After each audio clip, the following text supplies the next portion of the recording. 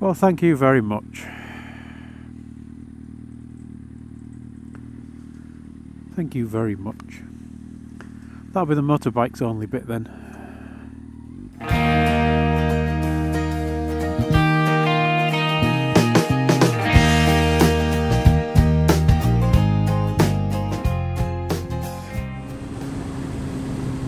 Good afternoon, everybody. Car Biker here.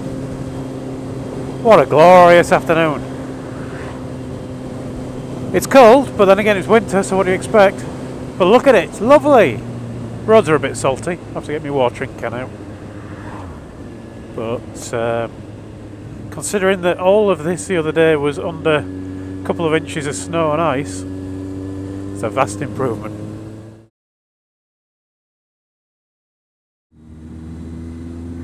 Nasty, nasty ice. Don't like it. Lots of ice. Lots and lots and lots of ice. Don't like it.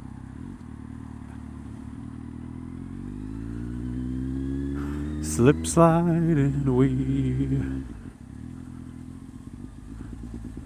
Oh, sliding. Using the ice riding technique there of sliding sideways and just hoping for the best.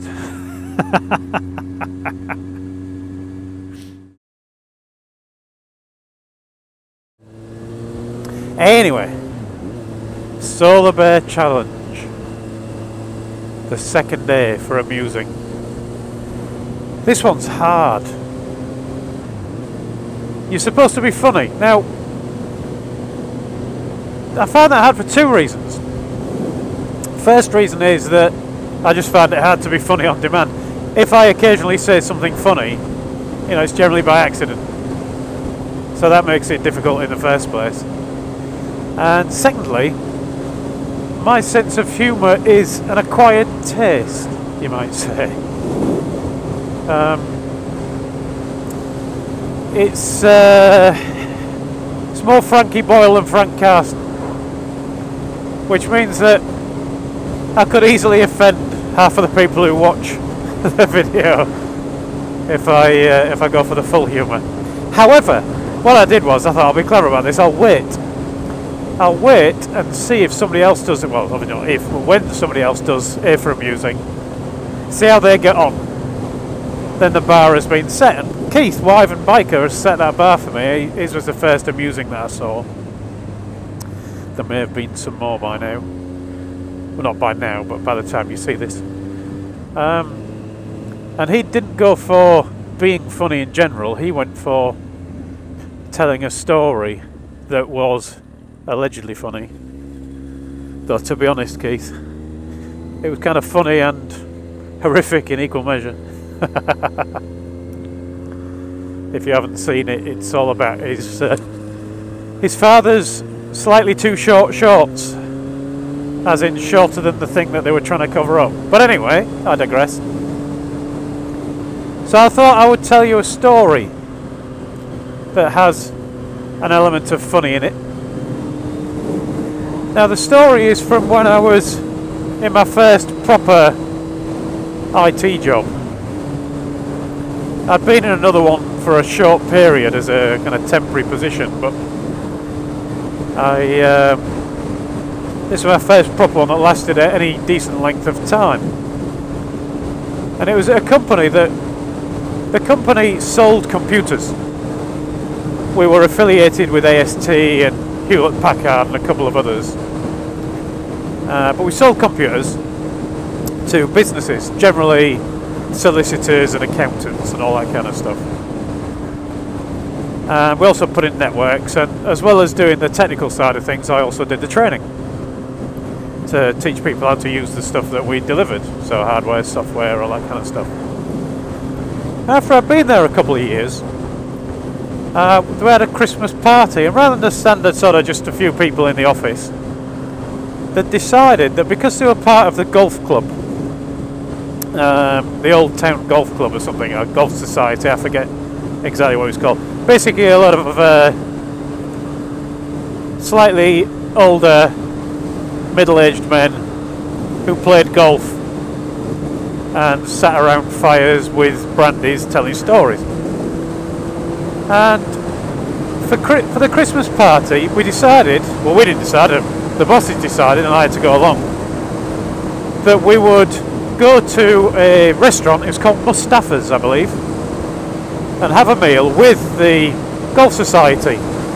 Because we were quite a small company, there were only about a dozen of us at the company, and that doesn't make for the best of Christmas parties, but with the Golf Society there were a lot more. So we decided we were going to go to the Golf Society Christmas do. That would be part of it, and there were about probably 10, 15 different companies, each sending about a dozen people to this do.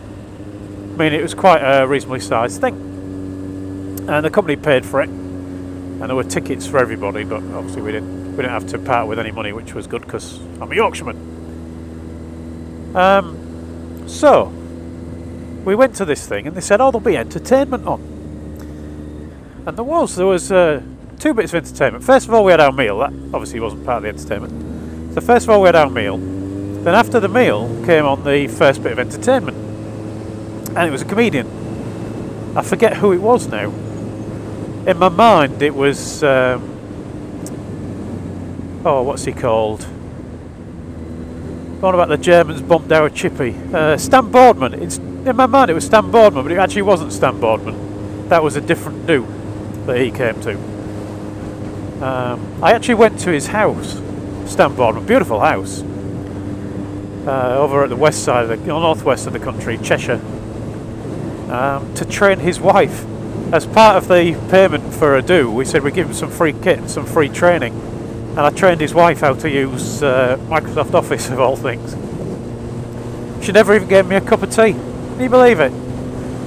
Drove for about 3 hours there, 3 hours back, gave her about 6 hours of training, never even got a cup of tea. Miserable bugger. Anyway, that's by the by. So, we watched this comedian, and it was quite funny. And then the second bit of entertainment came on, and I had no idea this was going to happen. And it was a stripper. And it was painful for me to watch. I don't like that kind of thing. But this poor girl having to prance around. Now you can imagine, I think she was probably about 20-ish. I was about the same age. And she's prancing about, taking all her clothes off in front of all these kind of 60 and 70-year-old fellas, quite a few 50-ish year old middle-aged men, and they're all being rowdy, and I'm sat there as a naive 20-year-old thinking, oh god, this is awful.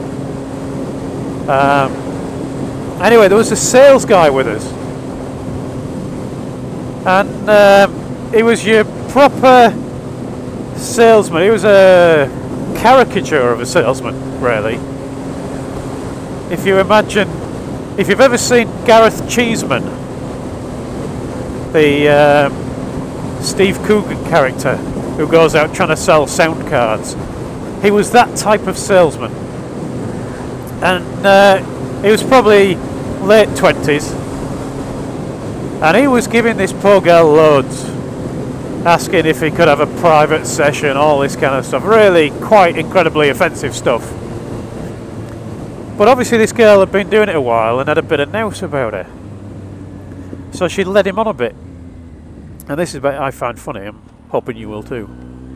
So what she did, she got somebody to pull out his chair into the middle of this room with all the people around, all watching. She's there in her underwear.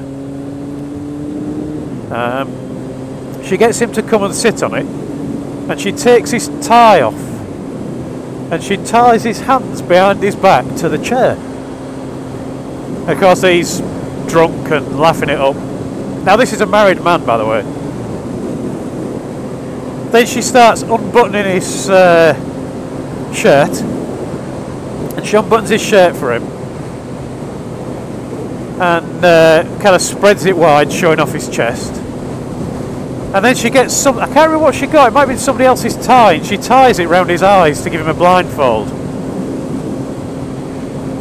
And he's loving it, you know, he's giving it all it's worth, you know, oh, I'm enjoying this, maybe you can give me extras, all this kind of horrible stuff. Then she starts scratching his chest, so she just runs her fingernails down his chest, just enough that there'll be scratches there for a couple of days. And everyone's realised now she's really got control of this. He still thinks he's enjoying it, I think. He's still got a big grin on his face, but it's probably the alcohol that's doing it. And the fact that the alcohol has made him forget that he's got to go home to his wife that night. Anyway, she then beckons over this other girl who's there. Who's been watching from the side. I don't know, she must be something to do with her, or one of the other companies. But anyway, she comes across. And obviously they've planned this kind of stuff out. And she comes across and she's got this permanent marker. Big black permanent marker. The sort of stuff that if you draw it, you know when you get it on your skin, you know it's there until your skin comes off. So it's going to be there for a couple of weeks.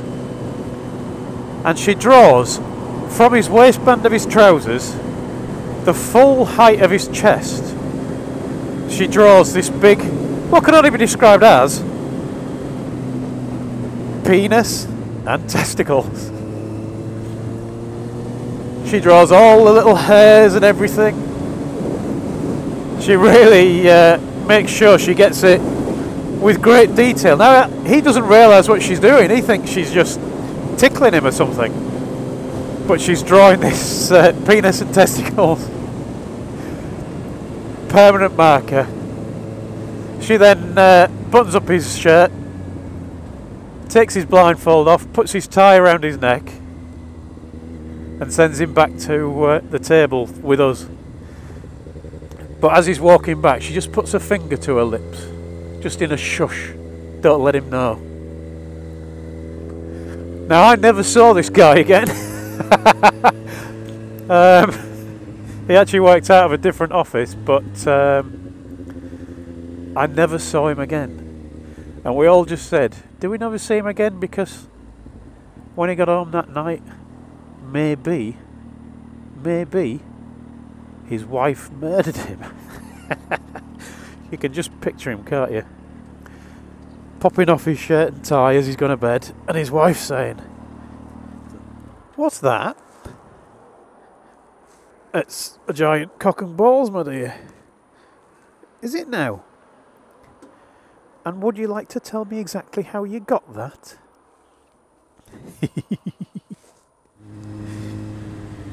Ooh! I've just realised there's something I forgot to do.